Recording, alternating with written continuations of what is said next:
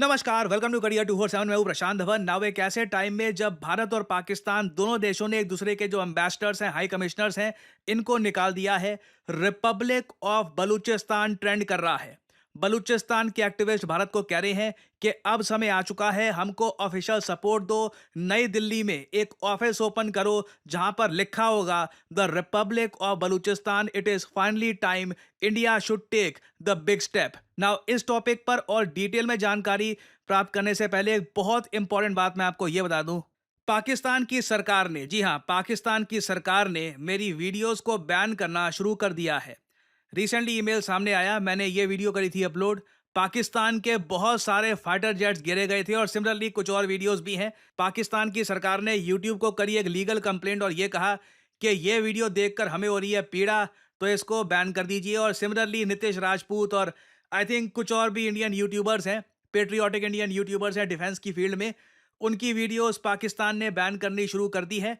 और अब होगा क्या कि जो प्रो पाकिस्तान यूट्यूबर्स हैं, जो डिपेंड करते हैं पाकिस्तान बांग्लादेश पर अपनी व्यूअरशिप पर, उनकी जनता को अपीज करती है। मैं आपको लंबे समय से कहता आया हूं, कमेंट सेक्शन में झांक कर देख लो, आप समझ जाओगे कि जनता कहाँ की है।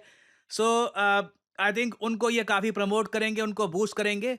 और एक गवर्नमेंट ऑफ पाकिस्तान ने एक प्रॉपर एक्शन लेना स्टार्ट कर दिया है प्रो इंडिया यूट्यूबर्स के अगेंस्ट। और मैं, देखो, एक बात मैं बोलूँगा, इस्लामाबाद में बैठ करना, जब किसी पाकिस्तानी गवर्नमेंट के ऑफिशियल ने लिखा होगा कि प्रशांत धवन की वीडियो जो है इसको ब्लॉक करो, उसका रीज़न मैं आपको ये बता दूं, वो क्रेडिबिलिटी से डरते हैं। हम सब लोगों ने मिलकर जो पाकिस्तान को स्पूक किया इस वीडियो से, उसका रीज़न यही है, हम लोग क्रेडिबिलिटी के साथ चलते हैं। मैंने कभी कोई अनाप शनाप वीडियो नहीं बनाई कि जी इस्लामाबाद कब्जा लिया, कराची मुंबई का हिस्सा हो गया जी हमने, या फिर कोई आधा पाकिस्तान कब्जा लिया है। जो जेन्युइन ऑथेंटिक न्यूज़ है उससे पाकिस्तान डरता है, क्योंकि उसको पता है कि यह आदमी क्रेडिबल है, सच्ची न्यूज़ डिलीवर कर रहा है, लोग इसका भरोसा कर रहे हैं। और सिंस अब ये हमको एक्सपोज कर रहा है कि हमारे फाइटर जेट्स गिरे हैं, लिटरली आप पाकिस्तान के एयर बेसिस में देख लो, इनके जो हैंगर्स हैं ये तक डिस्ट्रॉय कर दिए गए हैं। तो अब ये हर तरफ जो भी क्रेडिबल यूट्यूबर्स हैं इंडिया की साइड से,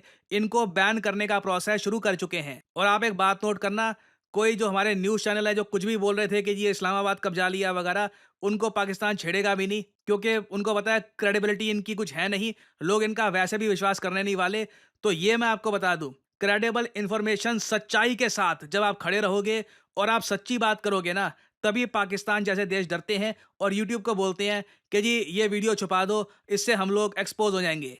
तो खैर, अब एक और वीडियो बनाते हैं जो पाकिस्तान को पसंद आएगी नहीं, और यूट्यूब को वो खड़काएंगे कि रोको इसको, रोको। खैर, रिपब्लिक ऑफ बलूचिस्तान ये सडनली सोशल मीडिया पर ट्रेंड कर रहा है। बलूच लीडर्स ने डिक्लेयर कर दी है complete independence from Pakistan. Now यहाँ पे आपको समझना होगा कि जो बहुत ही फेमस बलोच एक्टिविस्ट है मीर यार बलोच, ना मैं आप सब लोगों से एक रिक्वेस्ट करूंगा, जेन्युइन रिक्वेस्ट है, जितना इंटरेस्ट शो करते हो ना ये जानने में कि पाकिस्तानी विराट कोहली की रिटायरमेंट के बारे में क्या सोचते हैं, उतना इंटरेस्ट इस बारे में भी शो करो कि सिंध पंजाब में पानी को लेकर क्या डिस्प्यूट है। बलूचिस्तान के जो एक्टिविस्ट है, मेन एक्टिविस्ट, उनका नाम आपको पता होना चाहिए, उनके साथ क्या क्या हो रहा है आपको पता होना चाहिए। मैं आपको बता दूं, पाकिस्तान की जनता भारत के इंटरनल इश्यूज के बारे में अच्छे से खबर रखती है, उनका मीडिया वगैरह जो भी यहाँ पर इश्यूज होते हैं सब लोग प्रॉपर्ली फॉलो करते हैं वो। तो मैं आपको भी रिक्वेस्ट करूंगा कि अब जो जेन्युइन टॉपिक्स हैं उनको फॉलो करिए। मीर यार बलोच के बारे में मैं वैसे आपको ये बता दूं, मीर यार बलोच एक रिनाउंड राइटर हैं और बहुत बड़ी एडवोकेट हैं बलूच राइट्स की। सोशल मीडिया पर ये काफ़ी बार पाकिस्तान की सरकार को टारगेट कर चुकी हैं, और इन्होंने 9 मई को डिक्लेयर किया था कि बलूचिस्तान अब आज़ाद हो चुका है, बलूचिस्तान अब एक आज़ाद देश है। और अब हम देख रहे हैं कि बलूचिस्तान के बाकी एक्टिविस्ट डायरेक्टली भारत सरकार को कह रहे हैं कि अब समय आ चुका है कि आप पहला देश बनिए, इंडिया पहला कंट्री बन सकता है टू डिक्लेयर कि बलूचिस्तान एक कंट्री है, रिपब्लिक ऑफ बलूचिस्तान एक कंट्री एग्जिस्ट करता है और यह देश इंडिपेंडेंस चाहता है फ्रॉम पाकिस्तान। इधर आप देख पाओगे ऐसी इमेजेस सोशल मीडिया पर बहुत आई है पाकिस्तान से कि Baloch and Indian friendship is the only weapon that will dent, damage and destroy the devil Pakistan. Baloch and India hearts, are hearts beat for freedom. तो देखिए, बलूचिस्तान में जज्बा है आज के समय आज़ादी का। ये लोग जानते हैं कि पाकिस्तान के साथ रहकर कुछ इनकी ना तरक्की होगी, ना इनके यहाँ कुछ डेवलपमेंट होने वाली है, ना इन पर जो आज के समय जो अत्याचार हैं ये रुकने वाले हैं। इनको पता है रिपब्लिक ऑफ बलूचिस्तान बनाना होगा, तभी यहाँ के लोग अपनी जो डेस्टिनी है इसको रीच कर पाएँगे। नाउ अब देखो, कुछ आप में से कुछ लोग क्या कह सकते हैं कि बलूचिस्तान का जो मैप है, जो रिपब्लिक ऑफ बलूचिस्तान की बात की जाती है, इसका जो मैप है, ये कुछ ज़्यादा बड़ा ही नहीं है वर्ल्ड मैप पे।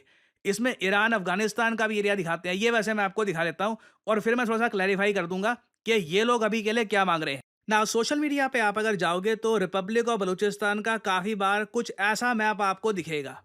इधर ऑब्वियसली पाकिस्तान का बहुत सारा एरिया है, अफ़गानिस्तान का एरिया है, ईरान का बहुत सारा एरिया है, क्योंकि देखिए बलोच एक एथनिसिटी है, जैसे पंजाबी, पंजाबी एक एथनिसिटी है। पंजाबी आपको भारत में भी मिलेंगे, पाकिस्तान में भी पंजाबी है बहुत सारे।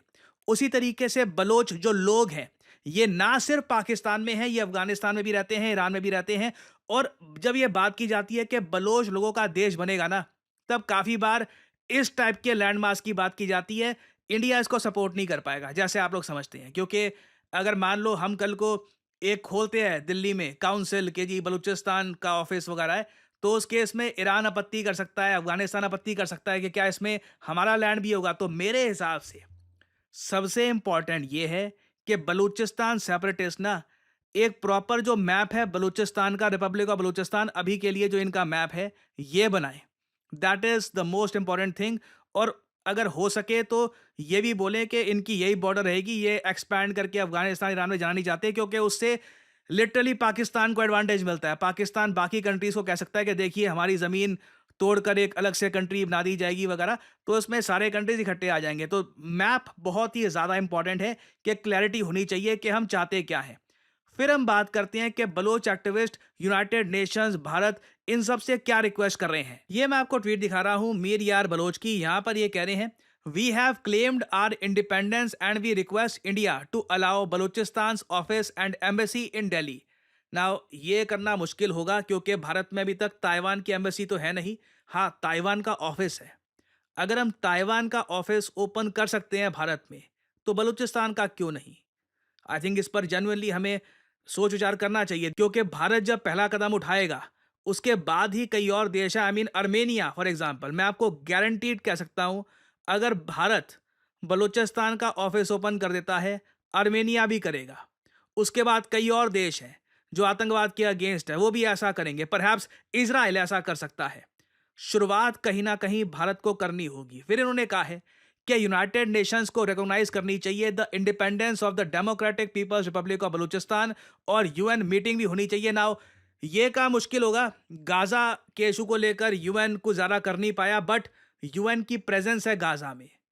आप देखोगे यूएन इन्वॉल्व है गाजा में, तो अगर फिलिस्तीन को लेकर यूएन इतना इन्वॉल्व हो सकता है, तो बिल्कुल इनको डेमोक्रेटिक रिपब्लिक ऑफ बलूचिस्तान को देखना चाहिए। बट ऐसा होगा नहीं, क्योंकि यूएन को आज भी काफ़ी हद तक जो इनकी बॉडीज़ हैं वहाँ पे बहुत सारा इन्फ्लुएंस है यूएसए का, और ऑफ कोर्स चाइना का भी है। तो चाइना तो ऑब्वियसली ये कभी अलाउ करेगा नहीं। यूएसए भी for some odd reason Balochistan freedom के हक में इतना है नहीं। बलूचिस्तान लिबरेशन आर्मी को यूएसए ने एक आतंकवादी संगठन डिक्लेयर कर रखा है। सो ये सब बातें यहाँ पर जो लिखी है कि यूएन को इमीडिएटली ये सब करना चाहिए, पीस कीपिंग मिशन वगैरह भेजो, ये ग्राउंड रियलिटी कन्वर्ट तब तक नहीं होगी जब तक पहला कदम नहीं चला जाएगा भारत में बलूचिस्तान का ऑफिस खोला जाना। तभी अमेरिकन्स नोट करेंगे कि अच्छा ठीक है, भारत ने ये कदम उठा लिया है। अभी जो हमारा स्टेटस है ये इंडिया की फॉरेन पॉलिसी को कट कर रहा है, तो परहैप्स कल को यूएस भी कह सकता है कि बलूचिस्तान लिबरेशन के लिए जो लोग लड़ रहे हैं वो आतंकवादी नहीं हैं, वो बस they are trying to get independence for their country. तो इस तरीके से शुरुआत होगी, एंड आई बिलीव कि अब समय आ चुका है कि हम इस पर सोच विचार करें। अगेन मैं ये नहीं कह रहा कि इमीडिएटली कर दो, इस पर सोच विचार करना स्टार्ट कर देना चाहिए। और आई थिंक बातचीत होनी चाहिए कि कैसे होगा, इनका बॉर्डर्स क्या होगी, ताकि बाकी कंट्रीज के साथ कंफ्यूजन ना हो। ईरान, अफगानिस्तान को भी कॉन्फिडेंस में लेना होगा, एंड देन या this can very much happen. तो यहाँ पे मैं आप लोगों से पूछना चाहूँगा कि आपके हिसाब से भारत को किस तरीके से सपोर्ट करना चाहिए रिपब्लिक ऑफ बलूचिस्तान के कॉन्सेप्ट को, क्योंकि याद रखिएगा बांग्लादेश भी एक टाइम पर एक कॉन्सेप्ट ही था, बस एक फाइल में एक आइडिया था। आज के समय पाकिस्तान से टूटकर एक अलग देश बन चुका है।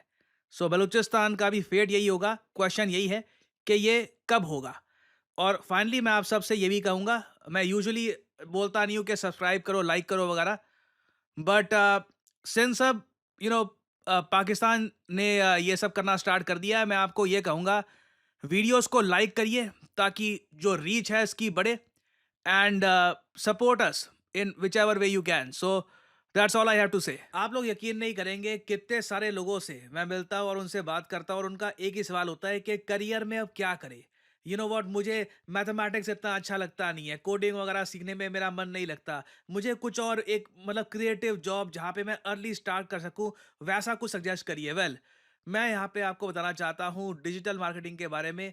डिजिटल मार्केटिंग के अंडर आपका करियर कैसा हो, इस फील्ड के अंडर आप बन सकते हैं डिजिटल मार्केटिंग असिस्टेंट, आप बन सकते हैं एक एसईओ राइटर, आप बन सकते हैं सोशल मीडिया स्पेशलिस्ट, आप बन सकते हैं एक एसईओ मैनेजर, एक कंटेंट मैनेजर। डिजिटल मार्केटिंग के अंडर आपको जॉब मिल सकती है वेरियस सेक्टर्स में, और ये जॉब्स लगातार बढ़ती जा रही हैं। एंड सिमिलरली आप देखोगे डिजिटल मार्केटिंग के जो कोर्सेज हैं ये भी दुनिया भर में, चाहे यूएस हो, यूरोप हो, हर जगह ये कोर्सेज बढ़ते जा रहे हैं। और आप एक बात नोट करिएगा, ज़्यादातर जो ये कोर्सेज हैं बहुत ज़्यादा महंगे होंगे, सिर्फ इंग्लिश लैंग्वेज में होंगे, और ये कोर्सेज बहुत छोटे होते हैं, 2-3 महीनों में ना हो गया कोर्स हो गया आपका, आपको बस आगे भेज दिया जाएगा।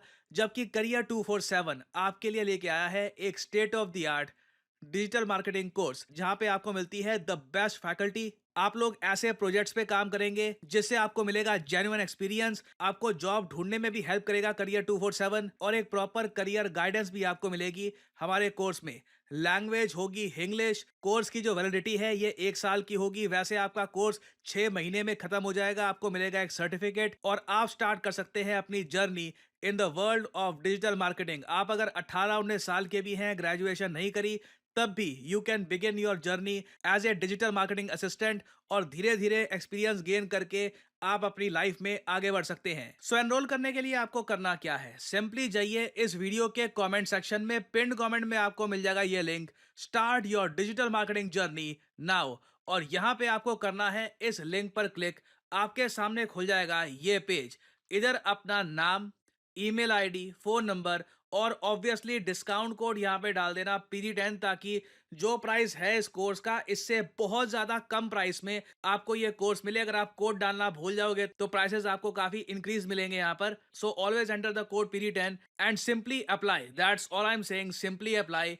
करियर 247 की तरफ से कंसल्टेंट आपको कॉल करेंगे, आप बात कर सकते हैं, जानकारी और ज्यादा प्राप्त कर सकते हैं, और आप स्टार्ट कर सकते हैं अपनी journey in the world of digital marketing. और याद रखिएगा, this is not just digital marketing, this is digital marketing with generative AI. So इसी नोट के साथ यह है वीडियो का अंत। Thank you for listening, and as I always say, may the gods watch over you.